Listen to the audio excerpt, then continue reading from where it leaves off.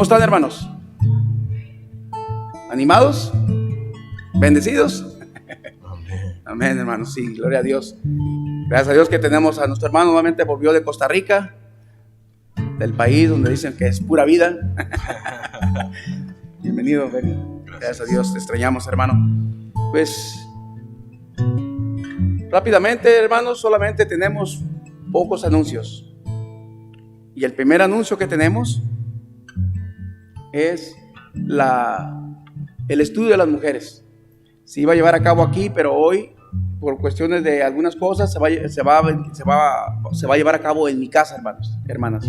Así que si usted no sabe dónde está mi casa, favor de preguntarle a mi esposa Lisette o a mí, y le podemos dar la dirección, pero sé que la mayoría de ustedes saben dónde vivo. Así que el estudio de mujeres, hermanos, va a ser a las 7, pero es importante que esté usted a las 6:30 para que puedan iniciar a las 7. Entonces, el martes, pasado mañana, hermanas, tienen un compromiso con el Señor a las 7 de la noche ahí en la casa de los Lerma. ¿Ok? Favor de estar a las 6:30. Otra cosa que quería mencionar es el estudio de los varones. Pastor Guillermo nos está enseñando preceptos sobre preceptos a nosotros. Un estudio que le decía a los hermanos el viernes, a mí me dolió la cabeza, nomás de puro hacer una pequeña introducción de lo que vamos a ver. Pero les dije a los hermanos que no se frustraran. No se frustren, hagan lo que puedan hacer, hermanos. Hagan el esfuerzo de llenar lo que van a llenar. Pero es un estudio que nos va a ayudar a todos nosotros, a estar en una misma página, a conocer más al Señor, a saber interpretar más mejor la palabra de Dios, hacer las cosas mejor para el Señor. Pues ahí tienen en la pantalla, hermana, si se está viendo la cena del Día de las Madres también, jueves 6 de mayo a las 7 p.m, lugar, casa de los hermanos Braulio de los Tinajeros. Ahí está el domicilio, la hora a las 7 de la noche. Favor de ir con la hermana Maggie o la hermana Lupe para confirmar y apartar su puesto ahí, ¿no? Su lugar. Otra cosa más, creo que es todo, hermanos. Los anuncios fueron pocos, sencillos. Ahora vamos a ver lo que dice la palabra de Dios, hermanos. Venga conmigo a Salmos 63. Y este es un salmo de la satisfacción del salmista, de su alma, y aclamando a Dios. Uno dice: Dios mío eres tú. De madrugada te buscaré. Mi alma tiene sed de ti. Mi carne te anhela. En tierra seca y árida donde no hay aguas, para ver tu poder y tu gloria. Así como te he mirado en el santuario, porque mejor es tu misericordia que la vida. Mis labios te alabarán. Así te bendeciré en mi vida. En tu nombre alzaré mis manos. Como de meollo y grosura será saciada mi alma, y con labios de júbilo te alabaré mi boca. Cuando me acuerde de ti en mi lecho, cuando medite en ti en las vigilias de la noche, porque has sido mi socorro, y así en la sombra de tus alas me regocijaré. Esta mi alma apegada a ti, tu diestra me ha sostenido. Pero los que para destrucción buscaron mi alma, caerán en los sitios bajos la tierra.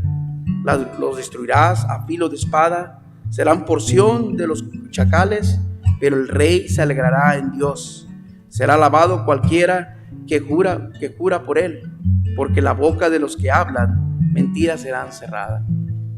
Vamos a orar, hermanos. Padre amado, en este día queremos honrarle y queremos glorificarle, Señor. En este día, Señor, queremos expresar nuestra necesidad de usted. Y estamos aquí, Padre, con el único propósito de buscarle, de alabarle, de exaltarle, de dirigirle nuestras alabanzas con labios. Le pedimos que todo lo que se va a hacer en este día, Señor, sea de su agrado y que sea para su gloria y su honra. Le pedimos por el servicio, Señor, del día de hoy, por los cantos, estas canciones que vamos a entonar en un momento. Y sobre todo, Señor, por la predicación que se va a dar el día de hoy. Y por todo lo que va a acontecer el día de hoy. Pedimos que usted tenga el control, que usted nos bendiga, nos guíe, y que el Espíritu Santo nos ayude a entender, Padre amado. y a ver cuál es nuestro propósito por el cual estamos aquí. Le pido que bendiga a mis hermanos que vienen en camino, por los que quizás se queden en casa porque se sientan mal. Pido que les bendiga, Señor, y que nos ayude, Padre amado, a hacer su voluntad. Le agradecemos por todo en el bendito nombre de Cristo Jesús. Amén.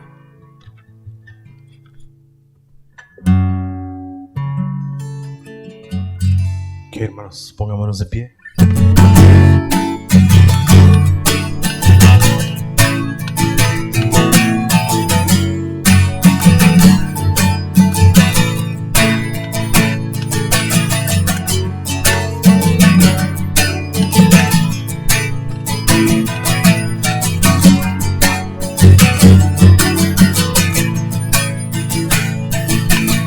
No prosperará la arma forjada, la oscuridad no prevalecerá, porque el Dios que sigo siempre triunfará. Mi Dios no fallará, mi Dios no fallará. Voy a ver la victoria, voy a ver la victoria. La batalla es tuya, Señor. Voy a ver la victoria, voy a ver la victoria. La batalla es tuya, Señor.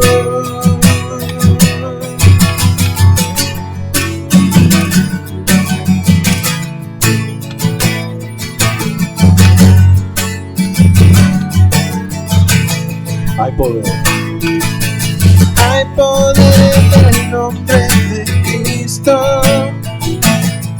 Cada guerra que él pelea ganará.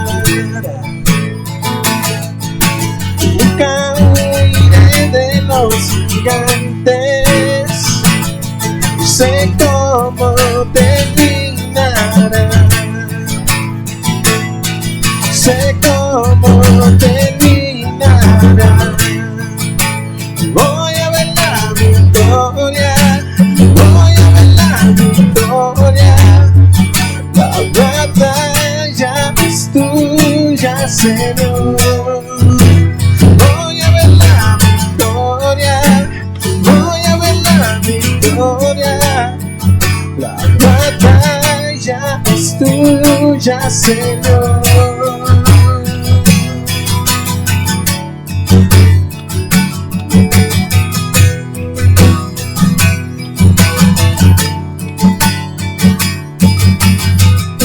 Todo lo que viene, todo lo que viene del enemigo, lo transformas para bien, lo transformas para bien. Todo lo que viene del enemigo, lo transformas para bien, lo transformas para bien. Todo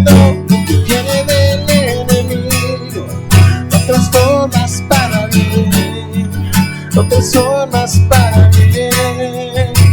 Voy a ver la victoria, voy a ver la victoria. La batalla es tuya, Señor. Voy a ver la victoria, voy a ver la victoria. La batalla es tuya, Señor. Voy a ver la victoria, voy a ver la victoria. La batalla es tuya, Señor.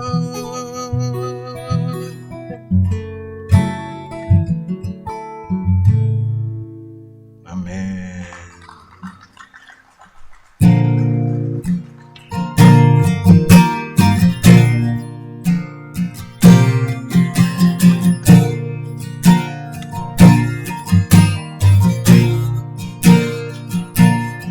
Señor,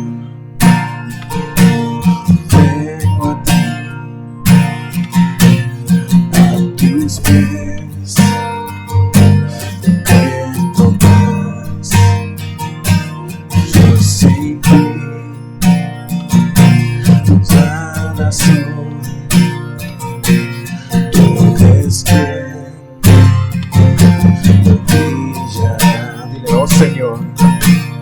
Oh Señor, te necesito.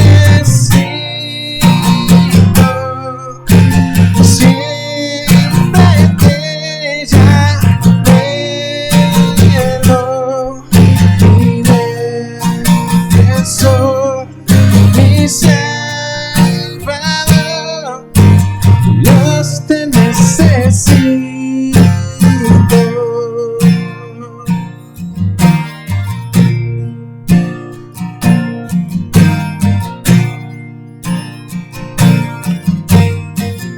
Si hubo una mano, si hubo una mano, tu gracia es más, tu gracia está. Donde tú no estás, donde tú no estás, solo ti, solo tu vida, es Cristo. Oh Señor, te necesito. Siempre te llamo, mi defensor, mi Salvador. Dios, te necesito.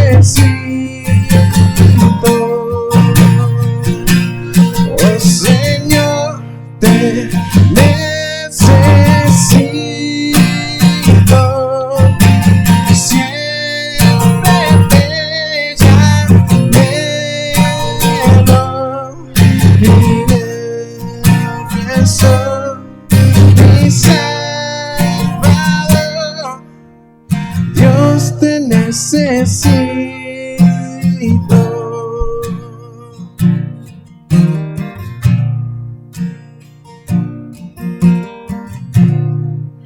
Enséñame.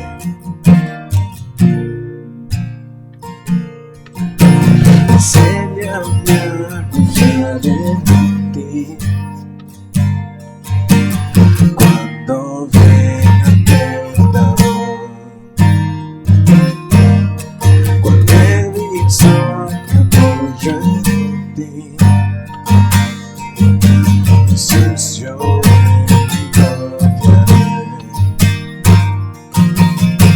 enséñame a confiar en ti.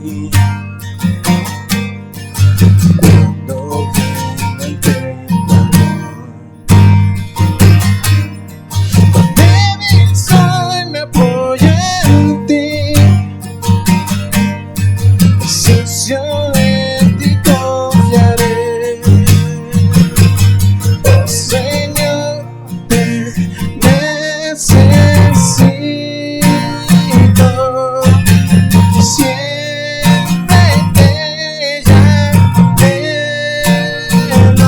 mi defensor, mi Salvador. Dios, te necesito. Una vez más. Oh Señor, te necesito.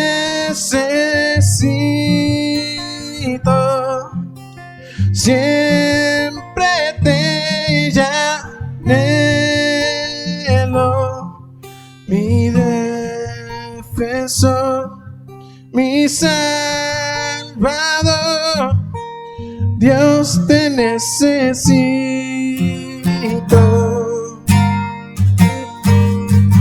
Dios, te necesito.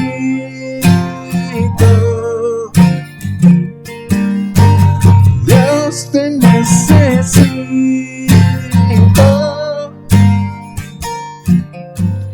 Dios, te necesito.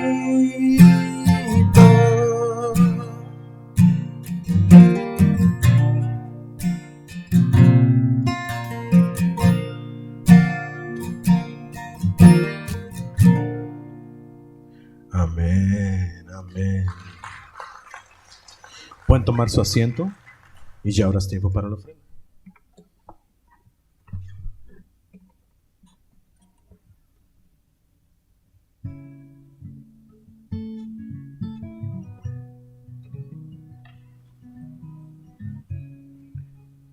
Ahora, hermanos, vamos a preparar nuestro corazón para ofrendar y diezmar y agradecerle a Dios por su provisión, de que siempre está en control en todas las cosas. Y quisiera leer un pasaje muy conocido por muchos de ustedes, hermanos. Es en el Antiguo Testamento, en Génesis, se encuentra en Génesis capítulo 28. Y usted se va a dar cuenta cuando comencemos a leer. Génesis 28, versículo 10, leo y la palabra de Dios es así, hablando de Jacob yendo a Betel.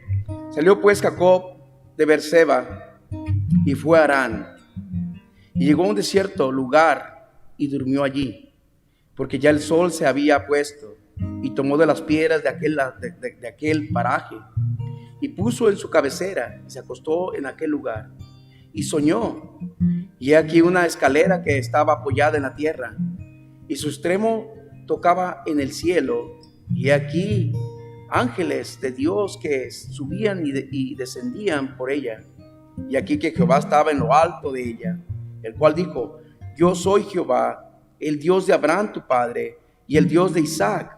La tierra en que estás acostada te la daré a ti y a tu descendencia. Será tu descendencia como el polvo de la tierra, y te extenderás al occidente, al oriente, al norte y al sur, y todas las familias de la tierra serán benditas en ti y en tu simiente. Y aquí yo estoy contigo y te guardaré por donde quiera que fueras, y volveré a traerte a esta tierra, porque no te dejaré hasta que haya hecho lo que te he dicho. Y despertó Jacob de su sueño y dijo: ciertamente Jehová está en este lugar, y no lo sabía. Y tuvo miedo y dijo: cuán terrible es este lugar, no es otra cosa que casa de Dios y puerta del cielo. Y se levantó Jacob de mañana y tomó la piedra que había puesto de cabecera y la alzó por señal y derramó aceite encima de ella, y llamó el nombre de aquel lugar Betel, aunque Luz era el nombre de la ciudad primero.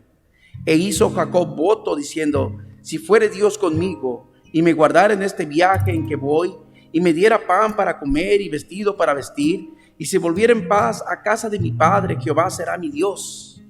Y esta piedra que he puesto por señal será casa de Dios, y de todo lo que lo que me dieres, el diezmo apartaré para ti. Vamos a dar gracias a Dios.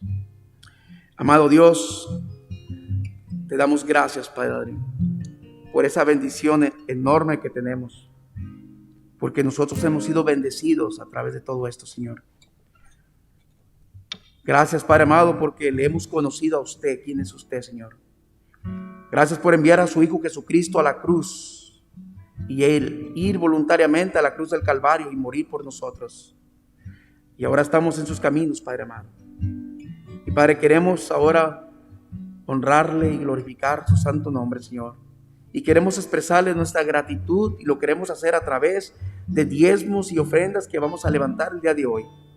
Pedimos, Padre, que estos diezmos y estas ofrendas, usted las bendiga, Señor. Que usted bendiga al dador alegre, que usted bendiga al dador que pueda dar, y también al que no pueda dar, Señor. Pedimos por todo lo que se va a hacer, Padre amado, y que lo queremos dar con un corazón agradecido, sabiendo y reconociendo que todo lo que nosotros tenemos, todo, Señor, todo le pertenece a usted, y usted nos lo ha dado a nosotros para que nosotros lo podamos administrar bien. Así que queremos ofrendar, Padre, y diezmar en estos momentos, y queremos hacerlos con un corazón agradecido por todo lo que ha hecho por nosotros. En el bendito nombre de Cristo Jesús. Amén.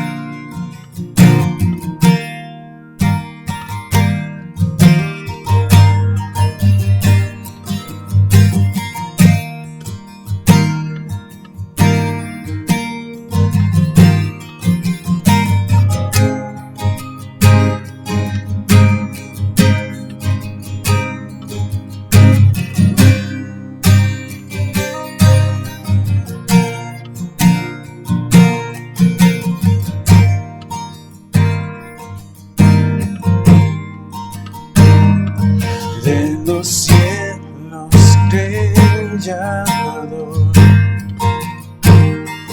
de lo eterno, el autor. A su voz todo respondió.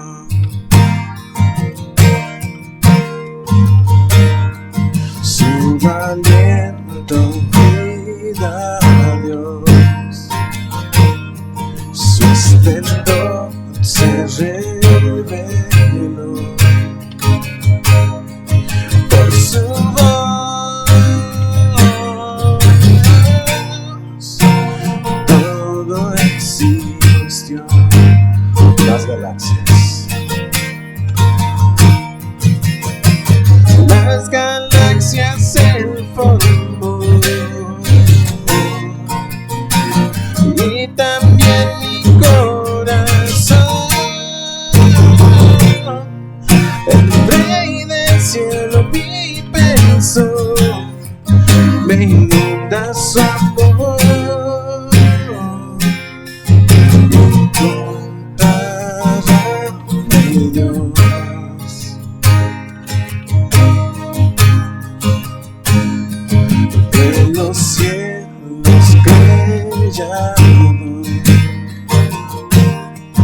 De lo eterno el autor. A su voz todo respondió.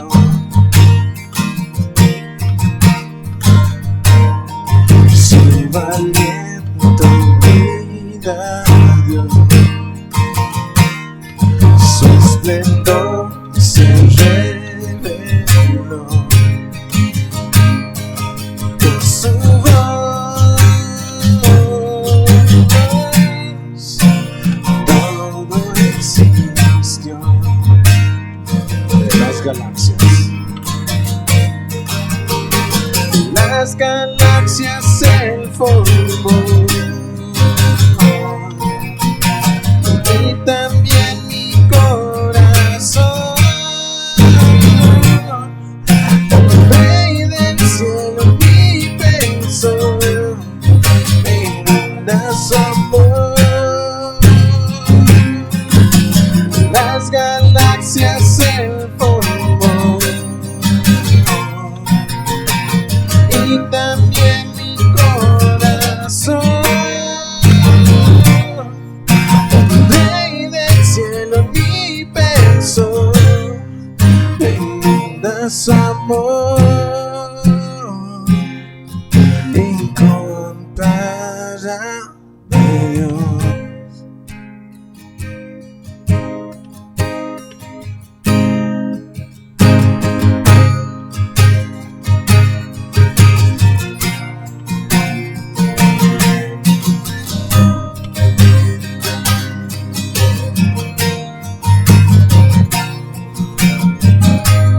Por el cielo adoramos, toda gloria te damos, a una voz levantamos tu nombre, Señor. Por el cielo adoramos, toda gloria te damos, a una voz levantamos tu nombre, Señor. Con el cielo adoramos, toda gloria te damos, a una voz levantamos tu nombre, Señor. Con el cielo adoramos, toda gloria te damos, a una voz levantamos tu nombre, Señor. Las galaxias. Las galaxias él formó, y también mi corazón. El Rey del cielo mi pensó, me inunda su amor. las galaxias Él formó, y también mi corazón. El Rey del cielo en mí pensó, me inunda su amor. Las galaxias Él formó, y también mi corazón. El Rey del cielo en mí pensó, me inunda su amor. Incomparable Dios. Sí, Señor, gracias por recordarnos que tú eres un Dios incomparable. Gracias por ayudarnos a entender, Señor, que hay muchas cosas que están fuera de nuestro control. Gracias por ayudarnos a entender que muchas veces nosotros deseamos controlar las cosas a nuestro alrededor, los corazones de los demás, las decisiones de los demás, y no las podemos controlar, Señor. No tenemos esa capacidad, ni sabiduría, ni autoridad, ni poder. Solo tú tienes eso, Señor. Y nos lo enseñas vez tras vez para mostrarnos que tenemos que venir a ti. Que tú eres quien pesas los corazones, que tú eres quien obra, que tú eres quien abres, que tú eres quien pones y quitas. Tú abres puertas, cierras puertas. Tú eres el Dios de los recursos infinitos y grandiosos. Y en esta tarde estamos aquí delante de ti, Señor, completamente humillados, humildes, sencillos, reconociendo tu grandeza y nuestra necesidad, pidiéndote que abras tu mano, Señor, y nos bendigas. En nuestra necesidad y en nuestra angustia, suplicando tu gracia, tu presencia, tu amor, tu dirección, tu sabiduría, tu fortaleza, tu misericordia, Señor, cuando fallamos. En todas las cosas queremos conocerte a ti, queremos mirarte a ti. Como decía el Salmo al principio, en nuestra alma tiene sed de ti, Señor. Déjate ver, déjanos verte, ensancha nuestro corazón, enséñanos a Cristo, revélate a nosotros, habla nuestra vida, Señor. Permite que nuestro conocimiento de ti sea genuino, real, que nuestra vida cristiana sea la manifestación genuina y verdadera de la obra de la gracia de tu Espíritu en nuestro corazón, Señor. Permite, Padre, que tu presencia divina esté en nosotros. Ayúdanos, como el apóstol Pedro dice, para que podamos añadir a la fe virtud, a la virtud templanza, dominio propio, amor. Ayúdanos a crecer, Señor. Bendice esta iglesia. Bendice a las familias de esta iglesia, bendice a los jóvenes, a los niños, a cada uno. Ayúdanos a entender el milagro de lo que la iglesia es, Señor. Ayúdanos, Padre. Te agradezco en esta tarde, gracias por cada uno. Al venir a tu palabra te pido sabiduría, Señor, tu dirección. En el nombre de Jesús. Amén. Pueden sentarse, hermanos. Muchas gracias. Buenas tardes a todos. Sí. Oigo un eco aquí, Chava, no sé, como medio raro. Buenos días, hermanos. Abran su Biblia en Mateo 21. Y mientras ustedes abren su Biblia, déjenme hacer algunas anotaciones. Hay una noticia importante y este es un buen tiempo de prueba para todos nosotros. Creo que es un buen tiempo de prueba para la iglesia. Por cierto, hoy me siento raro porque no vi a Felipe. ¿Dónde está Felipe? ¿No está? ¿No? ¿Qué pasó con Felipe? Ok. Me extraña porque Felipe siempre está aquí o no lo vi.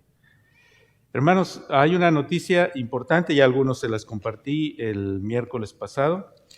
Y este miércoles que pasó, y hoy tengo que anotarlo aquí, y voy a predicar un poquito tratando de animar a la iglesia en esa dirección. Pero como ustedes saben, como hablamos el día miércoles, saben que la Iglesia Americana nos ha pedido que dejemos de congregarnos aquí. Así que básicamente tenemos que salir, así que agarren sus cosas y vámonos, no es cierto, todavía no. Pero tenemos poco tiempo para buscar un nuevo lugar donde reunirnos como iglesia. Así que el tiempo está determinado y es una decisión final, está terminada, es completa, no hay nada que hacer. La decisión ha sido tomada por el Consejo de la Iglesia Americana y pues tenemos que salir. Entonces, este es un buen tiempo para nosotros como iglesia reflexionar y pensar cada una de las familias acerca de la importancia y el valor que la iglesia tiene y cerrar filas y estar dispuestos a apoyar y servir y hacerlo genuinamente y trabajar juntos.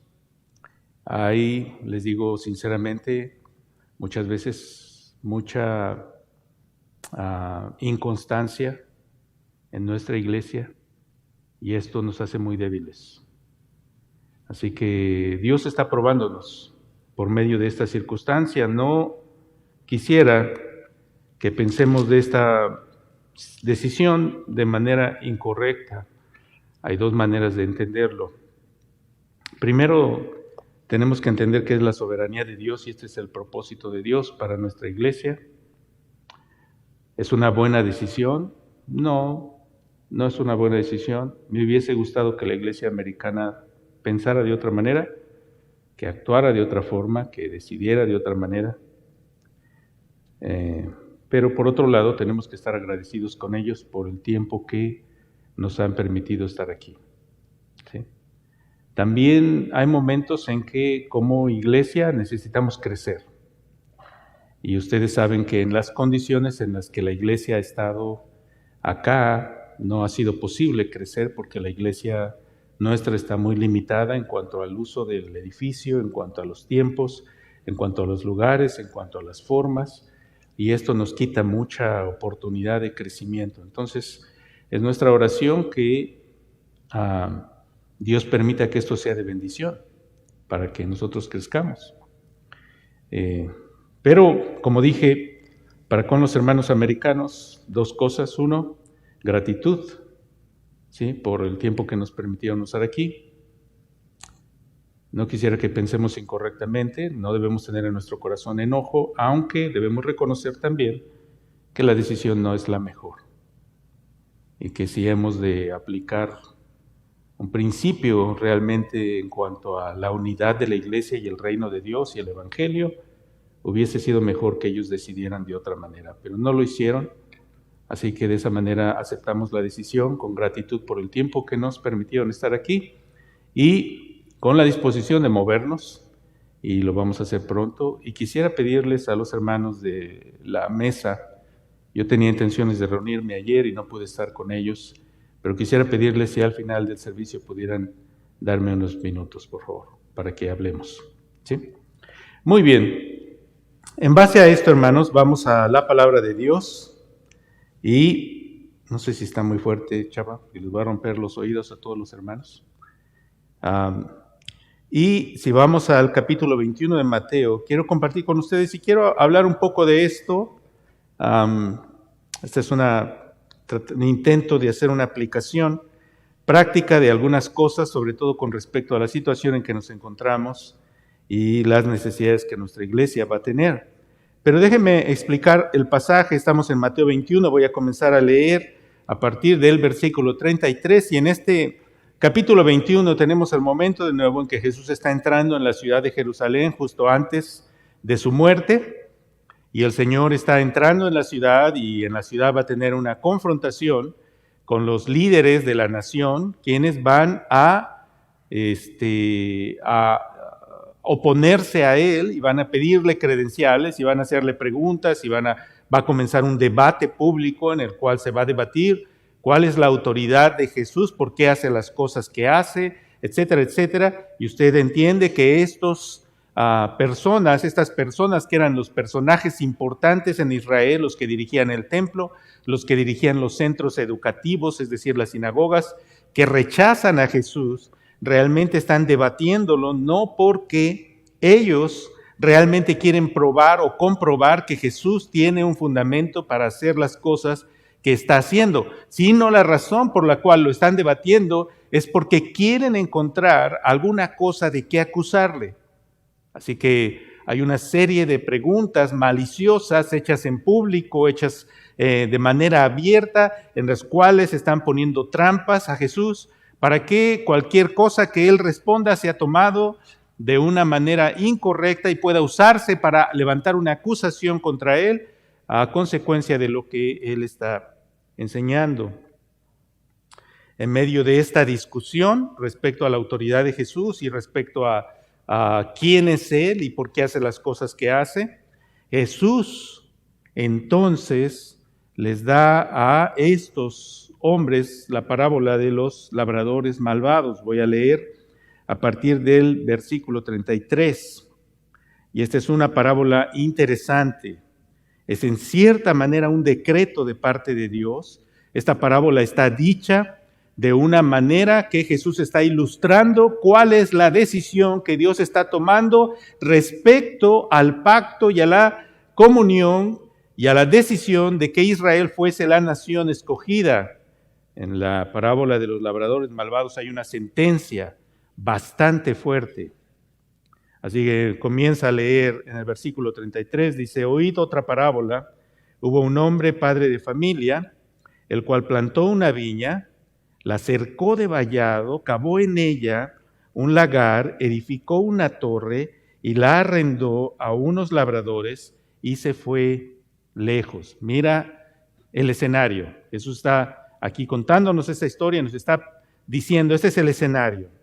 Eso es un hombre, padre de familia, un dueño, una persona que tiene una familia y que plantó una viña, es decir, este es el costo, hizo el costo de adquirir el terreno y de tener los elementos necesarios para tener una viña. Una viña tiene como propósito la producción de uvas, ¿cierto? Probablemente para la producción del vino.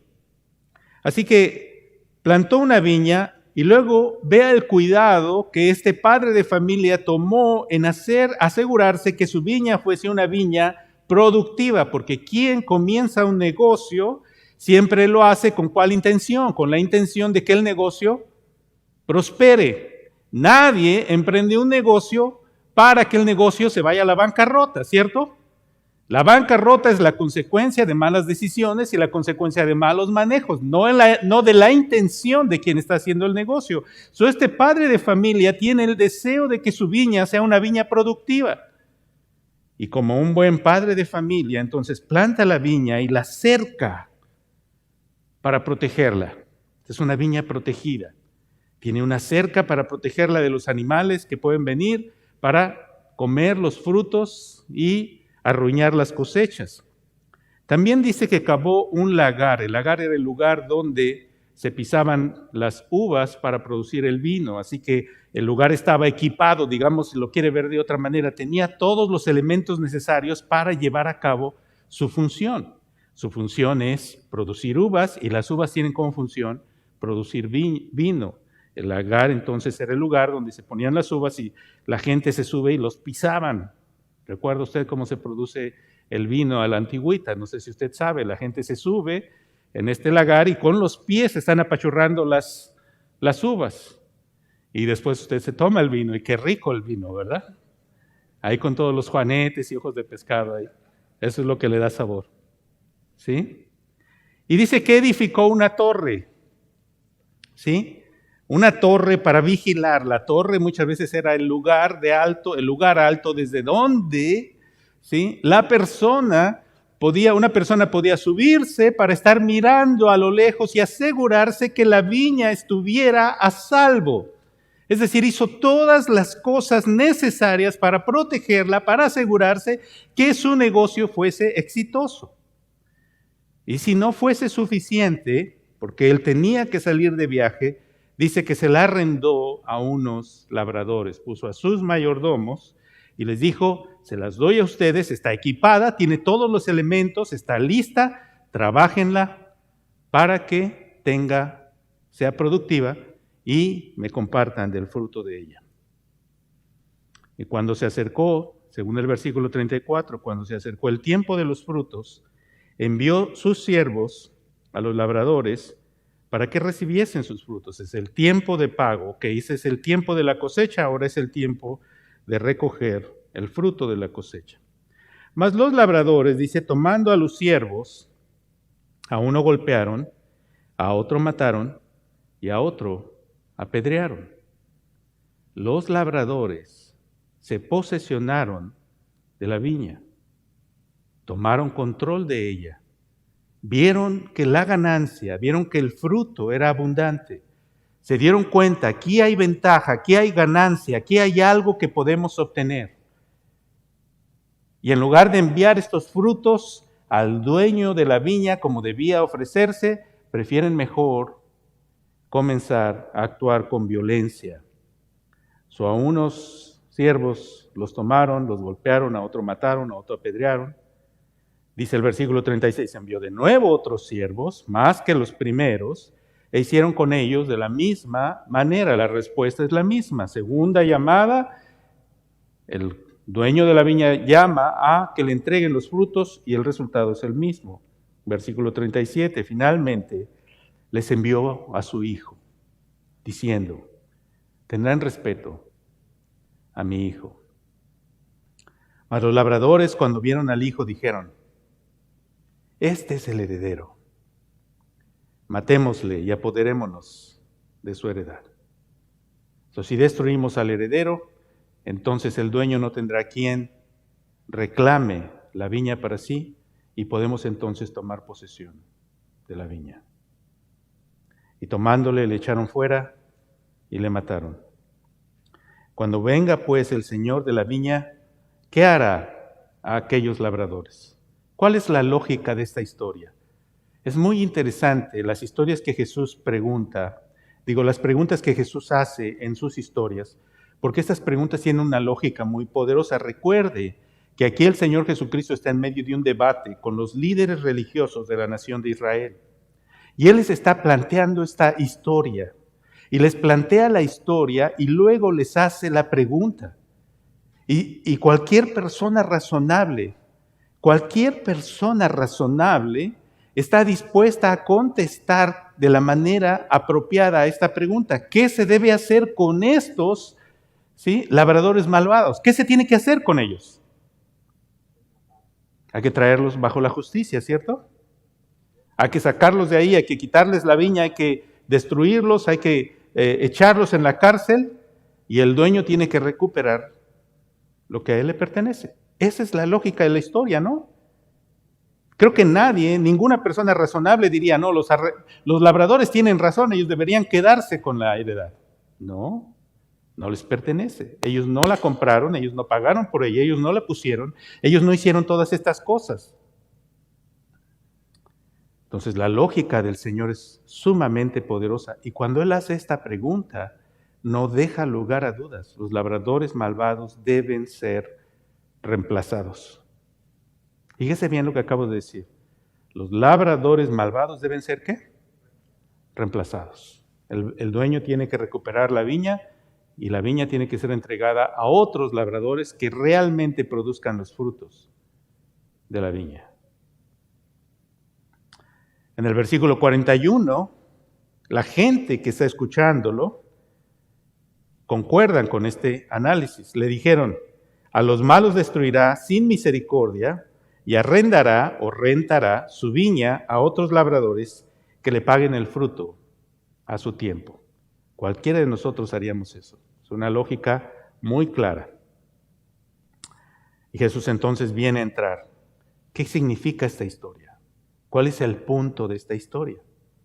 Jesús les dijo, ¿nunca leísteis en las Escrituras? La piedra que desecharon los edificadores ha venido a ser cabeza del ángulo. El Señor ha hecho esto y es cosa maravillosa a nuestros ojos. Esta piedra que ustedes menosprecian, esta piedra que ustedes consideran indigna, esta piedra que ustedes consideran sin valor, es la piedra que Dios ha hecho la cabeza del ángulo. La piedra que era la cabeza del ángulo era la piedra que era puesta en primer lugar cuando un edificio se iba a construir, y esa piedra marcaba la dirección en que el edificio iba a ser construido. Esta primera piedra, toda demás piedra que fuera a ser puesta sobre ese edificio, iba a ser puesta en relación a la posición de esa piedra. La piedra angular, la piedra principal. Y Jesús está diciendo, la piedra desechada ha venido a ser la cabeza del ángulo. ¿De qué está hablando? Bueno, tienen que leer el libro de Mateo para entender. Jesús comienza su ministerio en Mateo con su mensaje. El reino de los cielos se ha acercado, arrepiéntanse. Pero a medida que la popularidad de Jesús va subiendo como un profeta itinerante que está haciendo milagros, mientras él se convierte en un profeta muy popular, la gente, los líderes de la nación, le rechazan. En el capítulo 11 de Mateo, que es el punto de rompimiento realmente en el libro de Mateo, porque en el capítulo 11 los líderes de la nación acusan a Jesús de hacer los milagros que hace por obra de Satanás. Y Jesús les dice, esta expresión es la blasfemia contra el Espíritu Santo. Ustedes están blasfemando contra el Espíritu Santo, y cualquier pecado va a ser perdonado al hombre, menos la blasfemia contra el Espíritu Santo. Así que el Señor Jesucristo comienza a partir del capítulo 13 de Mateo, comienza a predicar de otra manera. Y a partir del capítulo 13 de Mateo, ya su predicación no es el reino de los cielos, está aquí. Ahora su predicación es el reino de los cielos vendrá. El reino vendrá a futuro. La nación escogida está rechazando a su rey. Y de ahí en adelante, Jesús comienza a hablar de su muerte y de que le es necesario ir a Jerusalén y sufrir a mano de aquellos que le van a rechazar. Esta historia es el pináculo. Aquí entendemos que Él está dando la última sentencia. Él es la piedra desechada. Él es la piedra que los edificadores han desechado. Y es la piedra que los edificadores desecharon la que Dios va a ser la cabeza del ángulo. La historia de los labradores malvados tiene que ver con el rechazo de Israel. Déjenme seguir leyendo. Vamos al versículo 43. Por tanto les digo que el reino de Dios será quitado de ustedes y será dado a gente que produzca los frutos de él. La sentencia es esta. Los labradores malvados es la nación de Israel que falló en obedecer los mandamientos de Dios y en entender el tiempo de su visitación. La nación de Israel recibió el pacto de Dios. Fue una nación escogida para recibir el mandato de Dios, las órdenes, entrar en un pacto sagrado con el Señor. Fallaron en su obediencia al pacto de Dios. Dios los castigó enviándolos al exilio. Cuando regresaron del exilio, se curaron de la idolatría que había sido la razón de su pecado, pero cuando regresaron del exilio, establecieron una religiosidad sin vida. Construyeron el servicio al Señor algo que no era genuino, algo que no era producto del corazón. Hace unas semanas les prediqué en el libro de Malaquías. Malaquías, el último profeta del Antiguo Testamento, termina con palabras de una profunda demanda hacia ellos, porque ellos han menospreciado la mesa y la casa del Señor. Y aunque en el templo hacen los sacrificios y hacen todas las cosas que se tiene que hacer, el corazón de ellos no está ahí. Su corazón está apartado. En realidad odian servir a Dios. Hay cosas más emocionantes. Había cosas más atractivas. Si habían ido al exilio, habían estado en Babilonia, donde estaban estos grandes edificios y los jardines colgantes de Babilonia y todos los avances y el progreso de la civilización babilónica, cuando ellos regresaron a su natal país y volvieron a regresar al servicio al Señor, consideraban algo indigno, algo bajo, algo despreciable, algo que no sirve, que no tiene utilidad. Y así termina el Antiguo Testamento. El Antiguo Testamento termina con esta expresión: ustedes han menospreciado mi nombre, dice Dios. Y entonces aparece Juan el Bautista, después de 400 años después de Malaquías, perdón. Aparece Juan el Bautista y Juan tiene un mensaje. Y su mensaje es terrible, el mensaje de Juan el Bautista. Hermanos, Juan el Bautista era un profeta de fuego. El mensaje de Juan era terrible. El mensaje de Juan es: arrepiéntanse. Y no empiecen ustedes a decir: nosotros somos judíos, celosos, hijos de Abraham, dice Juan, porque yo les digo que Dios puede levantar hijos a Abraham aún de estas piedras. Y Juan añade y dice: porque ya está puesta el hacha, y todo árbol que no da fruto va a ser cortado. Y entonces aparece Jesús, porque Juan viene a dar testimonio de Jesús, ¿cierto? El ministerio de Juan el Bautista tiene que ver con dar testimonio de la venida del Mesías. Cuando aparece el Señor Jesucristo y comienza a predicar, entonces se vuelve muy popular entre las personas pobres, entre los pecadores, pero rechazado por los líderes de la nación. Y aquí lo tenemos entonces en el último rechazo, la última marca y demostración del rechazo del que ellos han hecho al Señor. Por tanto, otra vez versículo 43, les digo que el reino de Dios será quitado de ustedes y será dado a gente que produzca los frutos de él. Y el que cayere sobre esta piedra será quebrantado, y sobre quien ella cayere le desmenuzará. El que cayere sobre la piedra será quebrantado. Gracia para aquel que se apoya en la piedra de extrusión y juicio, para aquellos que rechazan a la piedra angular. Versículo 45, usted puede ver que los líderes de la nación de Israel entendían claramente lo que Jesús estaba diciendo. En el versículo 45 dice: y oyendo sus parábolas, los principales sacerdotes y los fariseos entendieron que hablaba de ellos, pero al buscar cómo echarle mano, temían al pueblo, porque éste le tenía por profeta. Ellos rechazaron su mensaje y lo pusieron en una cruz, se burlaron de él y dijeron: aquí está el rey de los judíos. Pero el Señor Jesucristo resucitó. El reino, la bendición del reino, escucha bien mi hermano, fue quitada a Israel. Vengan conmigo a Romanos 11. En Romanos 11, el Señor buscó nuevos labradores. Así como cualquier persona hubiese retirado su viña de estos labradores malvados y entregársela a otros, eso fue lo que Dios hizo. En Romanos 11, en el versículo 17, el apóstol Pablo dice: pues si algunas de las ramas, está comparando, para que vea el contexto, está comparando a Israel con una planta de olivo, ¿sí? Y el apóstol Pablo dice: Israel es una planta de olivo, es una comparación.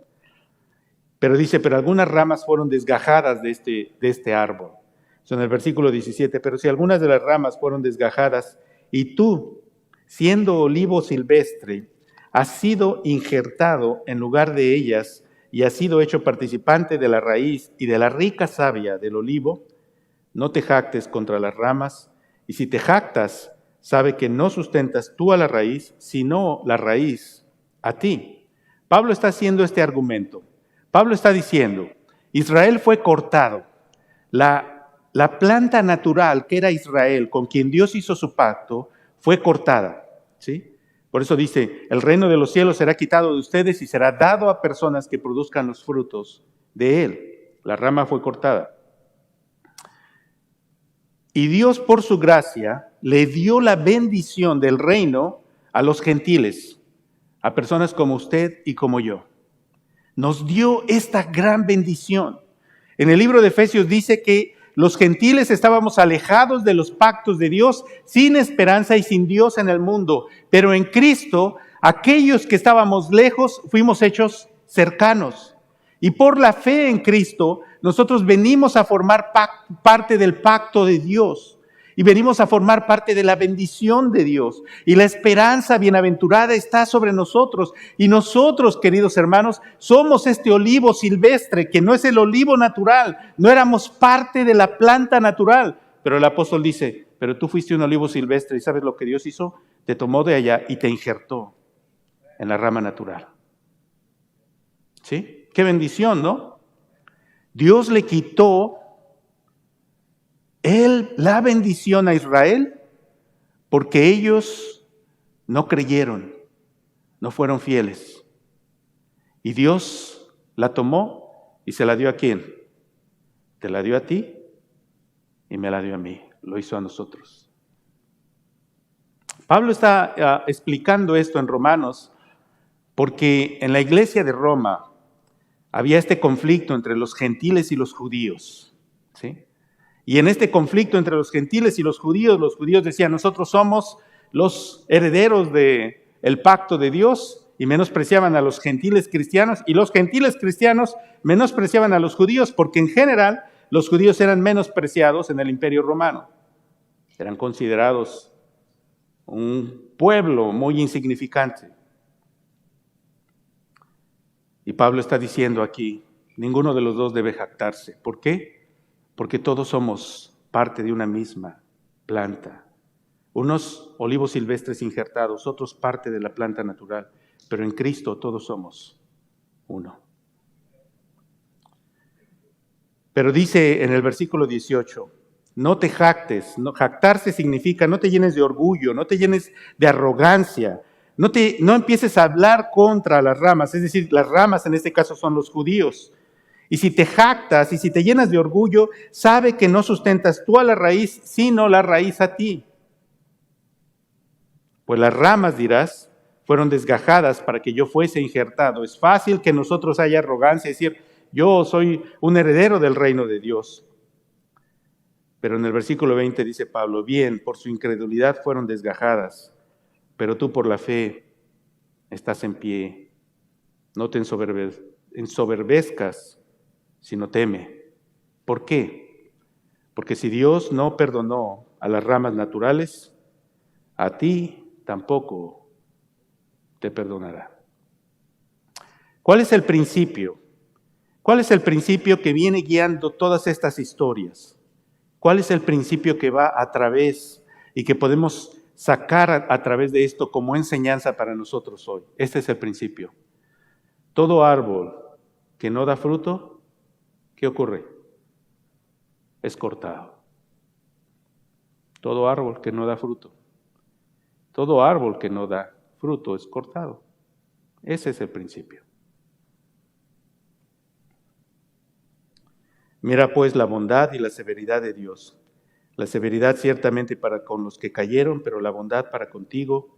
Si permaneces en esa bondad, pues de otra manera tú también serás cortado.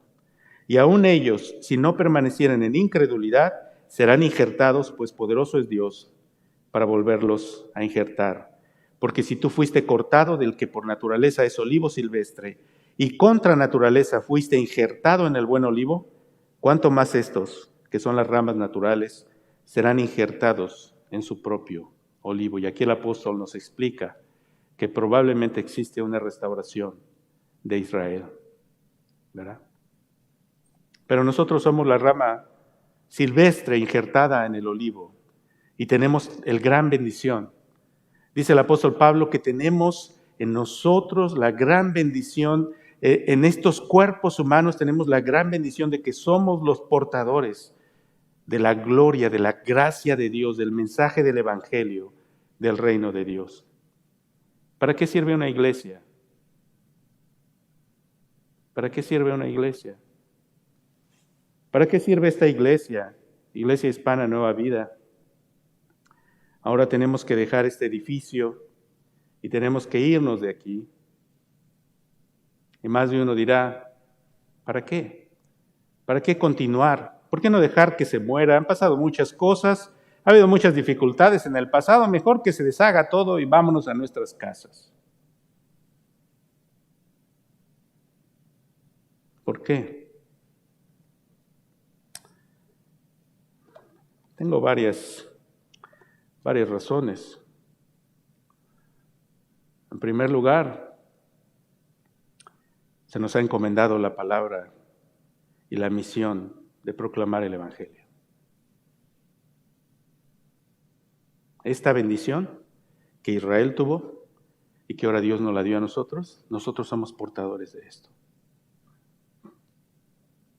Lo que nos afecta demasiado es este individualismo natural que existe en nuestra vida. Somos inmigrantes y como inmigrantes tendemos a ser muy individualistas. Alguien dijo que nosotros mexicanos nos gusta encontrar soluciones individuales a problemas colectivos. Lo que quiere decir es que mientras yo resuelva mi problema ya no me importa lo que pase con los demás. Y en la iglesia muchas veces así somos. Nos preocupamos nosotros, no lo que pase con los demás. Pero esta iglesia puede ser una bendición para ti y para tu familia. Tenemos esta responsabilidad. Tú puedes decir, pues esa responsabilidad es del pastor y de los líderes. No. Dios en su soberanía te puso aquí. Dios en su soberanía te trajo aquí y te hizo parte de esta iglesia. Tú eres tan responsable como los demás de lo que ocurre en este lugar. Y si esta iglesia se cae y se destruye, tú eres responsable delante de Dios. No pienses porque digas, bueno, me voy a ir a la otra iglesia donde están mis otros amigos, allá me voy a ir, allá voy a estar bien. Eso no te quita responsabilidad. La iglesia es importante porque es el cuerpo de Cristo. Representa la gracia de Dios. Tiene la bendición de predicar el mensaje de salvación. Es la conexión con la eternidad. Es la única esperanza para la comunidad. Es el único lugar donde se habla la verdad. Es donde se manifiesta el poder y la gracia de Dios. La iglesia es importante. La iglesia es importante porque lo que ocurre aquí de manera secreta en los corazones, mientras el Espíritu de Dios está obrando en cada uno, es un milagro de la gracia de Dios. Porque la predicación de la palabra de Dios, el predicador y el maestro de la palabra de Dios está combatiendo contra la pecaminosidad del ser humano. Y no existe un poder más fuerte, más necio, más obstinado en el corazón del ser humano que el pecado. Y nada, no existe técnica humana, no existe filosofía humana, no existe psicología humana que pueda derrotar el poder del pecado en el corazón. Solo el Evangelio puede cambiar.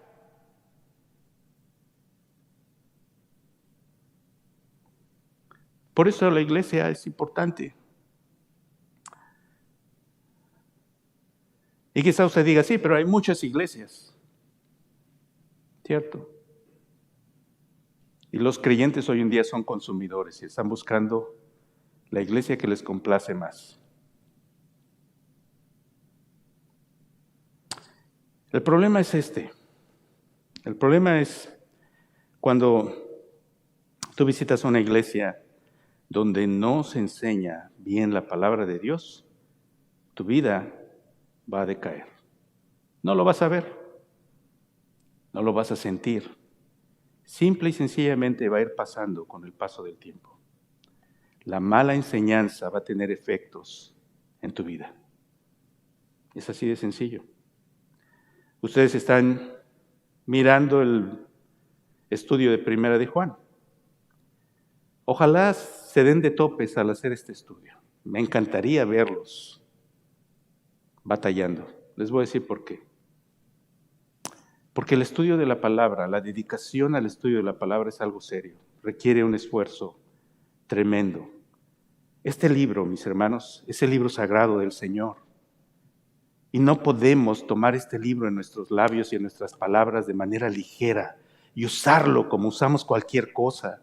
Y pensar que fácilmente podemos hablar en el nombre de Dios como si estuviéramos leyendo una novela o un libro de cualquier otra índole. No, existe algo muy sagrado y muy importante aquí. Y si cuando el predicador se para en el púlpito y él viene y abre el libro y lo que él dice, el predicador, lo que él dice no es lo que el libro dice, No tiene ningún efecto en las personas que lo escuchan. En el tiempo de Jeremías, el ejemplo, leas en su casa el capítulo 28 de Jeremías. Jeremías tenía un mensaje horrible. Si lee el libro, a veces el libro de Jeremías es pesado, es difícil de leer porque cada capítulo es condenación, condenación, condenación, condenación. Y el mensaje de Jeremías es terrible. Es Dios trayendo juicio sobre su propio pueblo y además usando un pueblo más pecador que su propio pueblo para juzgar a su pueblo. Y Jeremías tiene este mensaje poco popular, a nadie le gustaba escuchar a Jeremías, nadie decía, a ver, ¿a quién invitamos a predicar? No, vamos a invitar a Jeremías. No, nadie quería a Jeremías, ¿por qué? Pura condenación. ¿A quién querían escuchar? Los predicadores que me hacen sentir bien, los que me dan buenas noticias, los que son agradables, los que son chistosos, ¿sí?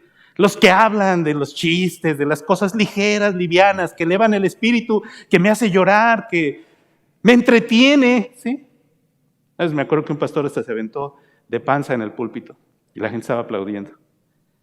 O los que hablan de los chilaquiles y las carnitas y todas estas cosas. Y nos abre el apetito.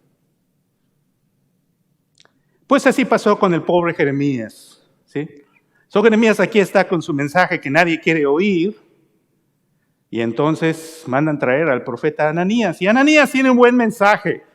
Ya había venido el rey de Babilonia, ya había derrotado una vez a Judá, se había llevado cautivo al rey, y había puesto otro rey en su lugar, al rey Sedequías. Ya habían sufrido. Y acá los judíos están diciendo, ¿qué hacemos? ¿Nos ponemos otra vez contra el rey de Babilonia? ¿Nos levantamos? ¿Qué vamos a hacer? Y están consultando a sus profetas porque quieren ver si hay un mensaje positivo, quieren ver si hay alguna cosa que les diga que Dios los va a librar. Y viene Ananías. Y Jeremías es el profeta negativo. ¿Quién quiere oír a Jeremías? Nadie. Ahí viene Ananías. ¿Y Ananías qué dice? Ananías dice, no se preocupen, tranquilos, no pasa nada, relax, 2 años y Dios va a traer de regreso al rey, vamos a derrotar a los babilonios, todo va a estar bien, ni se preocupen. Y Jeremías además era muy expresivo, es pesado Jeremías, es dramático, ¿sí? Jeremías traía un yugo de madera sobre su cuello, lo había traído por varios años, y ese yugo decía, así los va a llevar el rey de Babilonia cautivos a Babilonia. Y Ananías agarra el yugo del cuello del profeta Jeremías y ¿sabe qué hace? Lo rompe y dice, así Dios va a destruir el yugo del rey de Babilonia en 2 años. ¿Y quién cree que salió con el aplauso? Ananías, ¿sí? Era el profeta diciendo lo que la gente quería escuchar. Cuidado. Cuando el predicador dice lo que la gente quiere escuchar, no está hablando la palabra de Dios. Está sirviendo al placer del corazón de la gente. No es el mensaje de Dios. Este profeta Ananías hizo confiar de manera falsa a Israel. Jeremías sale de la reunión todo humillado y ahí va el pobre Jeremías. Y de repente Dios le dice, regrésate. Vete para allá otra vez. Pobre Jeremías, no crea, era muy difícil, porque es un mensaje muy difícil. Y Jeremías regresa y le dice a Ananías, Dios dice, tú destruiste yugos de madera, yo voy a hacer yugos de hierro. ¿Sí? De aquí a 2 años vas a morir, Ananías, por tu atrevimiento de hablar en el nombre de Dios de manera falsa. ¿Cuál de los 2 profetas ganó la atención de la gente? El profeta popular. Pero ¿cuál de los 2 era el verdadero profeta de Dios? Jeremías. Todo se cumplió tal cual Jeremías lo había dicho. Cuando la palabra de Dios no es predicada correctamente, no tiene efecto en la vida de las personas. Así es, mis hermanos. Así de sencillo. Si la palabra de Dios es predicada correctamente, tiene que guiar los corazones al Evangelio y a la verdad de Dios. Tiene que desafiarnos, tiene que motivarnos, tiene que movernos.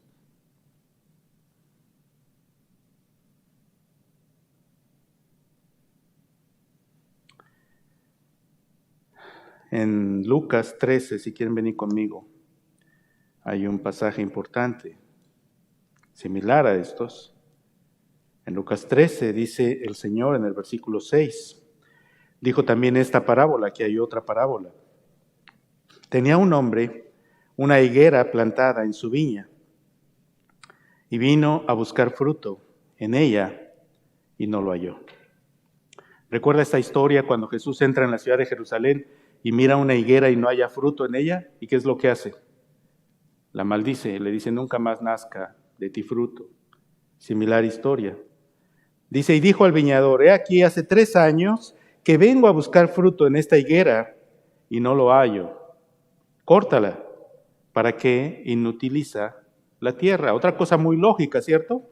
Tienes un árbol que no te produce fruto. ¿Qué haces con ese árbol? ¿Qué haces con ese árbol? Lo cortas. Si no te produce fruto, lo único que está haciendo es inutilizar la tierra. Es decir, inutilizar la tierra es que el árbol que está plantado ahí está haciendo que esa tierra ya no sirva, porque está consumiendo todos los nutrientes que la tierra tiene de manera natural. Así que si hay un árbol que no produce fruto, hay que sacarlo y poner en su lugar un árbol que sí dé fruto. Otra vez hay que reemplazar.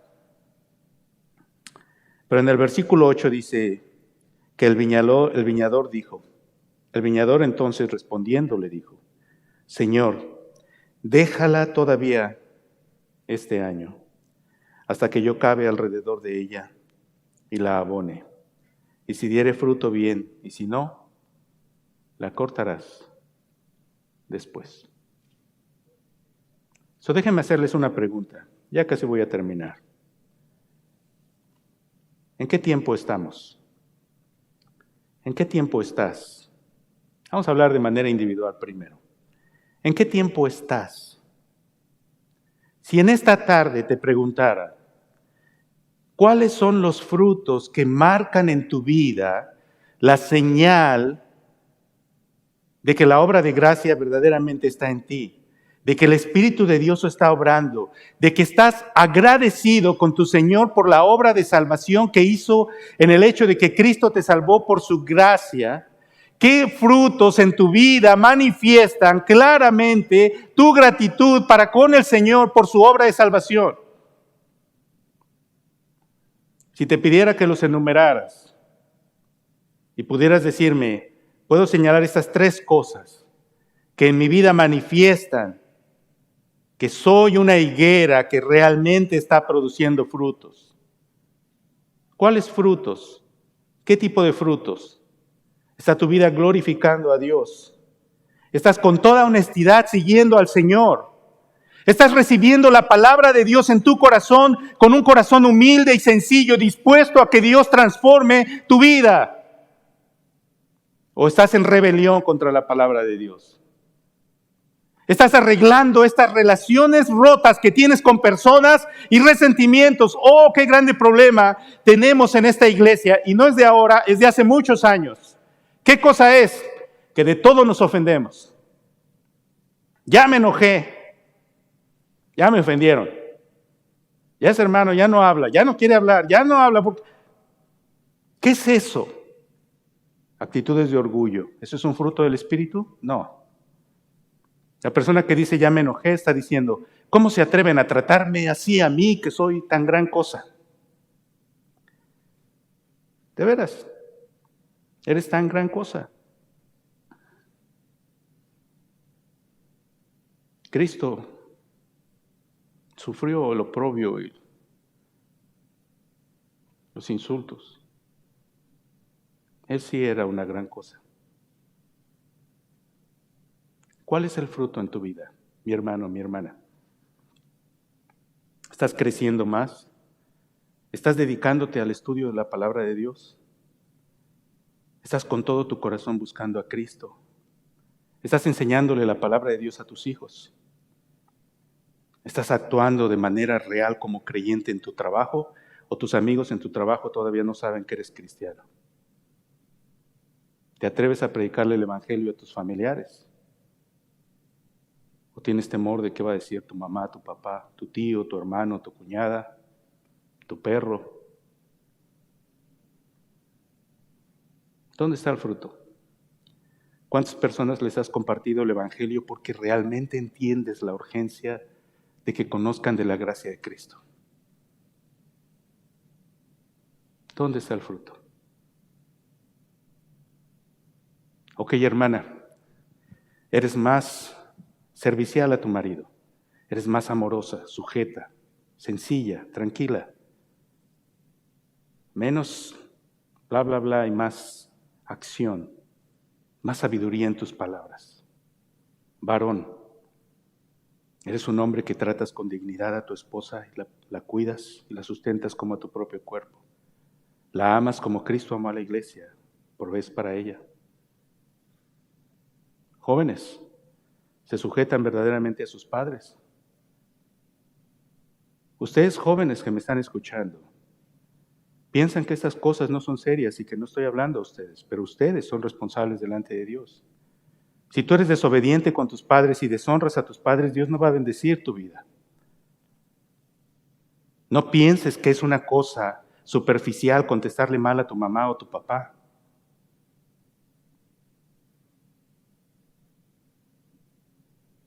¿Cuál es el fruto?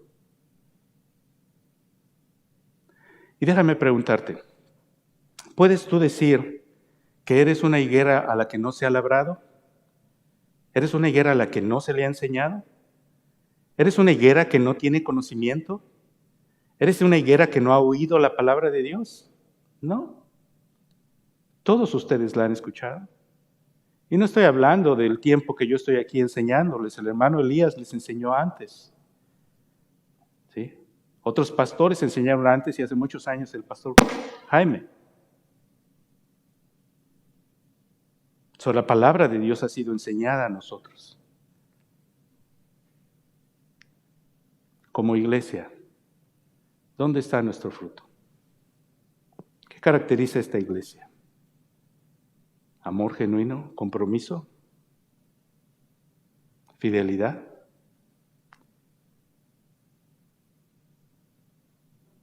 Lo único constante que veo en la iglesia, y se los digo con mucha sinceridad, y si les ofendo les pido perdón. Lo único constante que veo en la iglesia es la inconstancia. ¿Sí? Venimos el domingo cuando deseamos, cuando nos sentimos bien, cuando no tenemos otras cosas. Nuestra iglesia va a entrar en un tiempo de gran prueba. La iglesia fue puesta por el Señor para ser el testimonio de la verdad a la comunidad. Nuestra iglesia va a ser probada. Hemos aprendido ciertas cosas, pero ahora tenemos una gran prueba. Déjeme preguntarle, hermano, hermana, ¿qué vamos a hacer? ¿Vamos a unirnos y trabajar juntos con sinceridad de corazón? ¿O vamos a desbandarnos? ¿Qué va a hacer usted? ¿Qué va a hacer? ¿No es su responsabilidad? ¿No es su responsabilidad? ¿No le puso Dios aquí por esta razón? Está bien, ninguno de nosotros somos perfectos, nadie. Todos podemos cometer errores. Todos estamos expuestos a cometer errores, a fallar. Nuestra iglesia tiene que creer en la gracia, en el perdón, en la misericordia, en la humildad, la sencillez, el amor. Si pudiéramos entender estas cosas, Dios podría usar nuestra iglesia grandemente y usarte a ti, mi hermano que me estás escuchando. Usarte a ti. El otro día les dije a los hombres en el estudio, les dije, hermanos, Viajo a Barrio Logan, voy al downtown, voy a veces un poco más al sur. Les dije, ¿saben lo que no veo? No veo iglesias. No hay iglesias. Sí, no hay. No hay iglesias. ¿Por qué no hay iglesias? ¿Por qué no hay iglesias? Y las que hay, muchas veces no son buenas iglesias, no son iglesias donde se enseña la palabra de Dios. Aquí tenemos una gran iglesia, ¿no? Muy cerca. ¿De dónde salimos? Si usted escucha los sermones, no es la palabra de Dios. ¿Qué vamos a hacer? Nosotros somos llamados a hacer esto, mis hermanos. Si Dios nos diera la gracia y el entendimiento a cada uno de nosotros de entender lo importante que es nuestra contribución al cuerpo de Cristo, si nosotros pudiéramos entender que nuestra contribución, que Dios puede usar nuestra vida, si pudiéramos entender que a lo mejor Dios te va a enviar a ti, tenemos que plantar otras iglesias.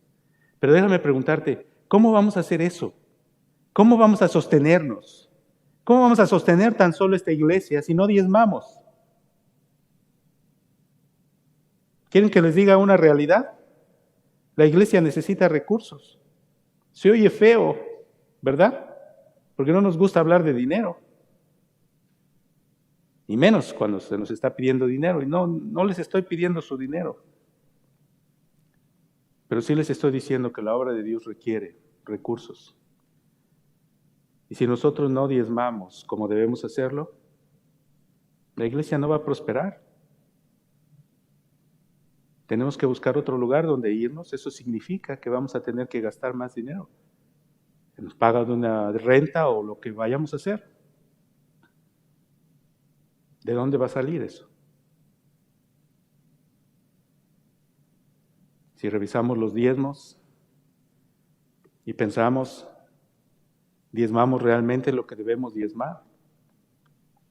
¿O solamente diezmamos una porción? Y ahí es cuando nos ponemos bien espirituales, ¿verdad? Ahí es cuando sí creemos la Biblia. Decimos, no, hermano, pero usted está mal. El diezmo es del Antiguo Testamento. Ni lo traiga para acá. Y sí se pone celoso y su hermenéutica es muy celosa. Dice, el Antiguo Testamento es el diezmo, en el Nuevo Testamento no hay el diezmo. Ok, está bien. Está bien. Estoy de acuerdo. Entonces el ejemplo del dar en el Nuevo Testamento es el libro de los Hechos, ¿sí? ¿Cierto? Porque es el único lugar donde encontramos esto. No creo que usted piense que no es su responsabilidad dar. Espero que no crea eso, porque sería una forma incorrecta de pensar que si en el Antiguo Testamento era un pacto inferior, el libro de Hebreos dice que el Nuevo Testamento es un pacto superior. So, si en el pacto inferior se usaba que la gente pagara el diezmo, el 10%, pues en el pacto superior no es que no pague. No sé si me explico. No es que no dé. Esa no puede ser la conclusión. Más bien hay que ir al libro de los Hechos para ver lo que los creyentes daban en el libro de los Hechos. Y si usted quiere dar de acuerdo a cómo los creyentes daban en el libro de los Hechos, con toda libertad, hermano, por favor, hágalo. Si usted piensa que el diezmo es incorrecto, está bien, le aplaudo. Qué bueno a su hermenéutica, qué sabiduría. Gloria a Dios. Dé de acuerdo al libro de los Hechos. Y en el libro de los Hechos, ¿qué ocurría? Los creyentes tenían tanto gozo por la obra de salvación en Cristo y haber encontrado la gracia de Dios. Su gozo era mayor, su gozo era infinito, era grande, que no ocurría en ellos este pensamiento. No les era pesado, no les era un sacrificio, no les era un esfuerzo vender todo lo que tenían para traerlo a los pies de los apóstoles y que la obra del Señor continuara. Gloria a Dios. Hagamos eso. ¿Sí? No y amén.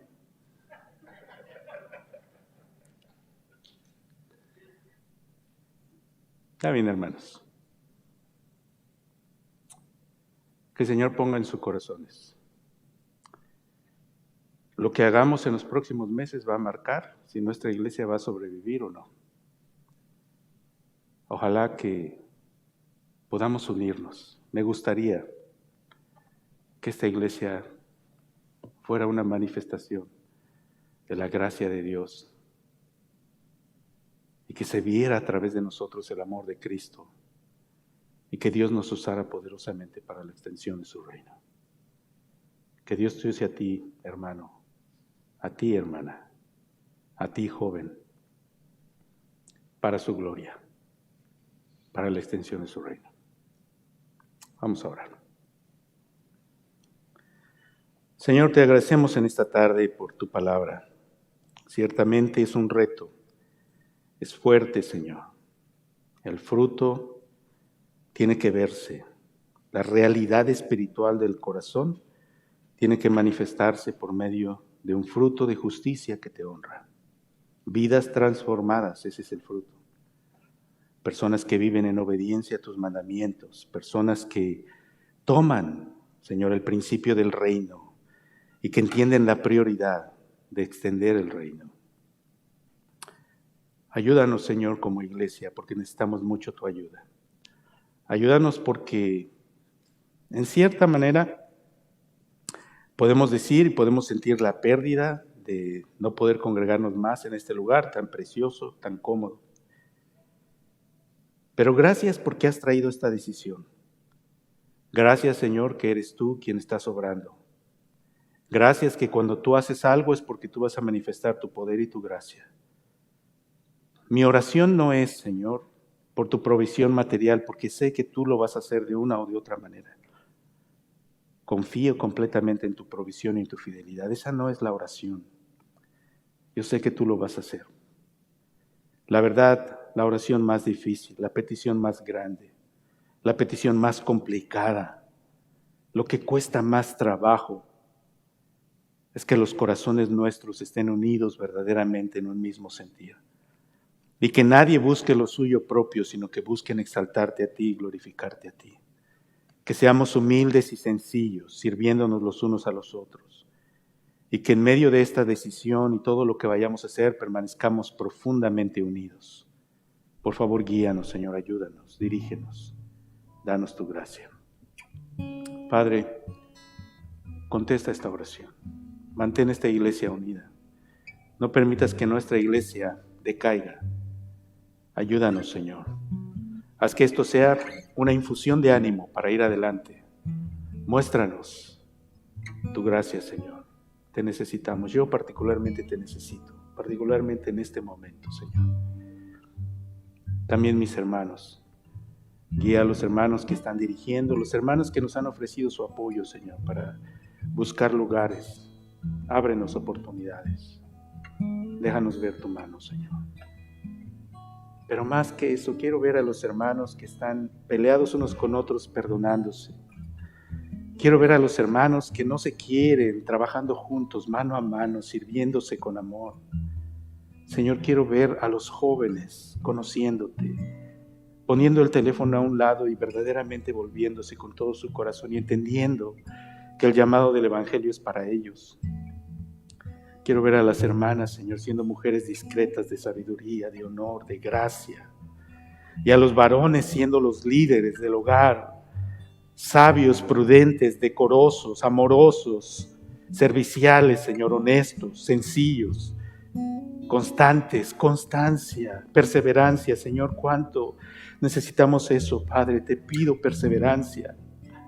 Te pido constancia, te pido que haya en nosotros, no, Señor, este sentimiento de responsabilidad para buscarte y para seguirte, sino el gozo de servirte, Señor. Que no sea porque tengo que hacerlo, sino porque amo hacerlo. Y así sea nuestra vida, Padre. Por favor, obra tú, Señor. Esta es la oración más urgente, esta es la oración más importante. Por favor, contéstala, Señor. Por favor, escúchame. Te lo suplico con todo mi corazón, Padre. Bendice a cada familia, Señor. Quiero pedirte que el amor de Dios el Padre, la gracia de nuestro Señor Jesucristo y la comunión de tu Santo Espíritu bendiga, Señor, a cada corazón. Y manténnos en fidelidad, guárdanos de la tentación, Señor, de los ataques del enemigo. Y ayúdanos, Padre. En Cristo Jesús oramos. Amén. Vamos a ponernos de pie, hermanos, cantamos un canto. Quiero pedir a los hermanos de la mesa directiva que me den unos 15 minutos antes de irse, por favor.